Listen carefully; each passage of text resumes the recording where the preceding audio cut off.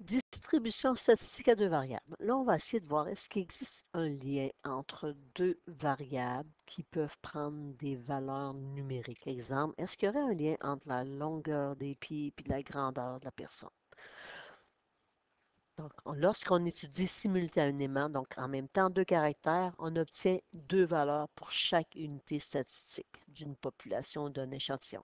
Ces valeurs peuvent s'exprimer sous la forme d'un couple XY. Fait que l'ensemble des couples XY constitue ce qu'on appelle notre distribution à deux variables. Exemple, longueur des pieds, grandeur de la personne.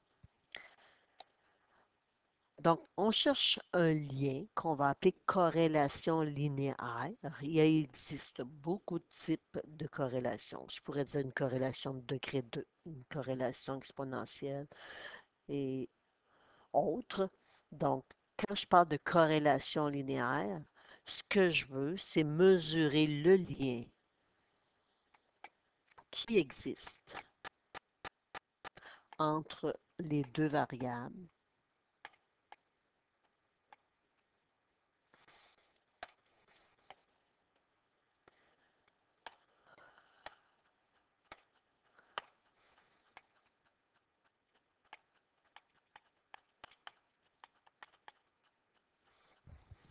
à l'étude.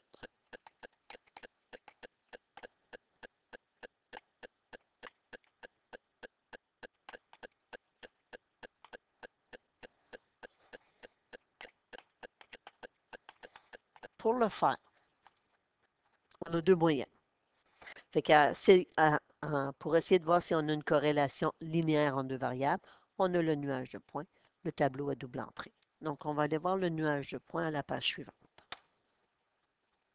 Le nuage de points, c'est une représentation graphique dans le plan cartésien, montrant les points qui correspondent au couple de la relation statistique. Un nuage de points permet de qualifier le sens. Donc, on va dire, est-ce qu'on a une corrélation qui est positive, négative? Puis l'intensité, dire, est-ce que c'est fort ou faible de la corrélation peut exister entre les deux variables. On dit que la corrélation est linéaire, parce que j'ai dit, on peut avoir du degré 2, on peut avoir de l'exponentielle, on pourrait avoir de la logarithmique, on pourrait avoir plusieurs formes. Si les points tendent à former une droite oblique,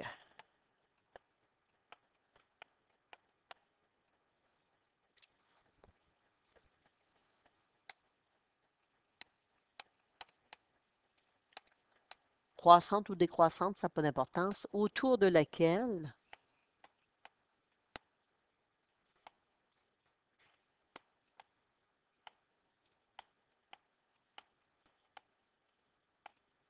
se concentrent les données.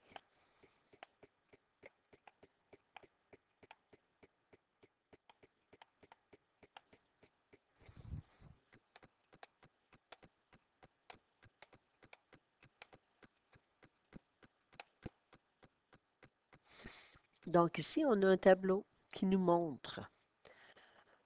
Donc, on peut avoir des corrélations positives. Donc, on voit que si on allait tracer notre droite de régression linéaire à l'intérieur du nuage, ici, c'est une corrélation parfaite. Tous les points sont alignés de façon à former une droite.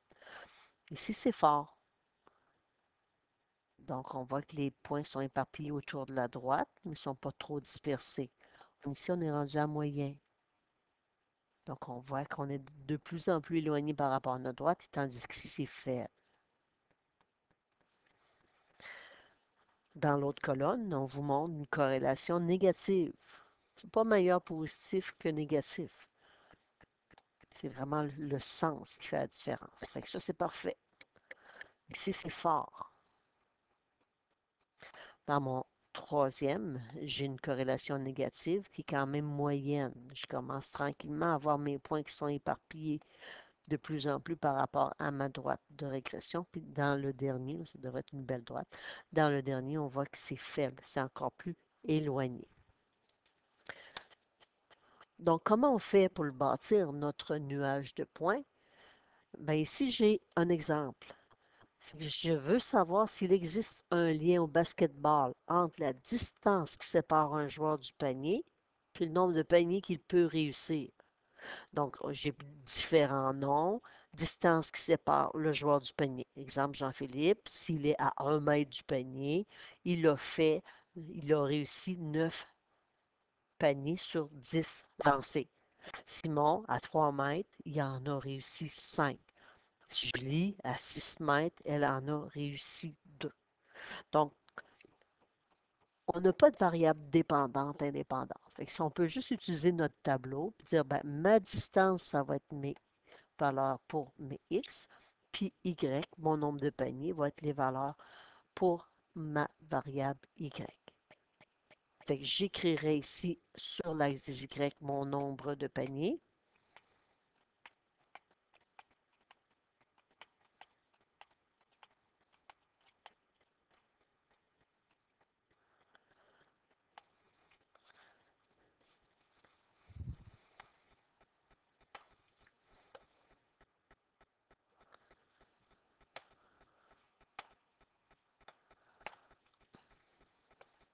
Et sur l'axe des X, ma distance en mètres.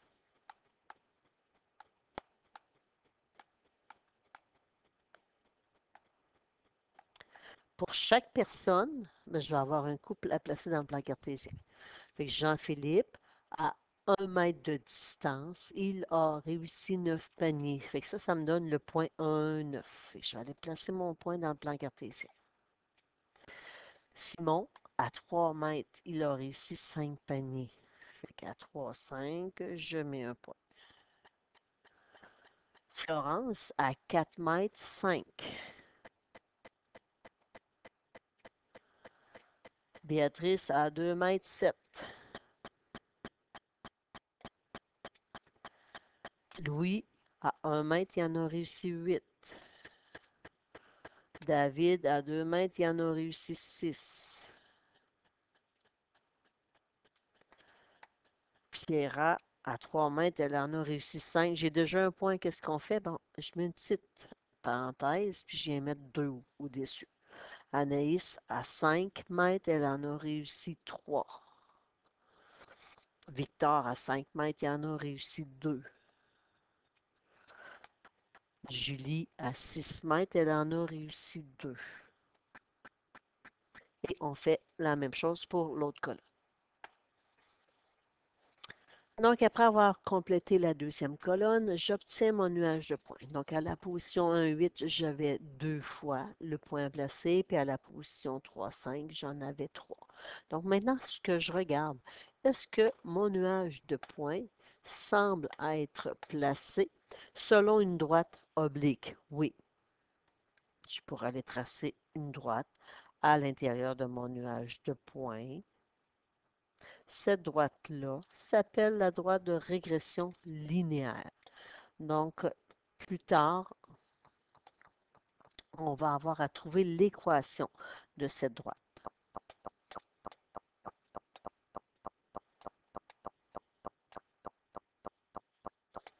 Et on va pouvoir faire de l'estimation. Quand on a une corrélation linéaire qui est forte, ben notre estimation va être bonne. Donc oui, on voit que les points semblent situés autour d'une droite oblique. On voit que les points ne sont pas trop dispersés autour de la droite. Donc oui, il existe une corrélation linéaire entre le nombre de paniers réussis et la distance qui sépare le joueur du panier. Cette corrélation linéaire-là, elle est négative parce que la droite, elle est décroissante. Donc, ce qui veut dire, plus la distance entre le joueur et le panier augmente, ben, moins on réussit à faire de panier.